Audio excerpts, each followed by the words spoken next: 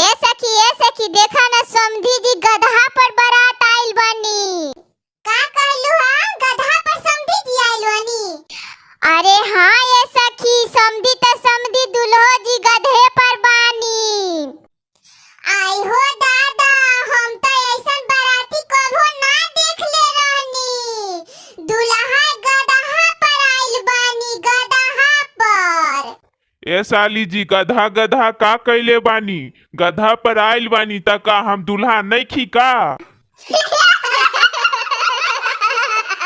Auto से अइला त इतना गुमान, स्कॉर्पियो से अइता त चलता उतान। तनी सुनला तनी सुनला समधी साला तब जइहा तनी सुनला। ढिबरी बत्ती लैला त इतना गुमान, झालर बत्ती लैता त चलता उतान। तनी सुनला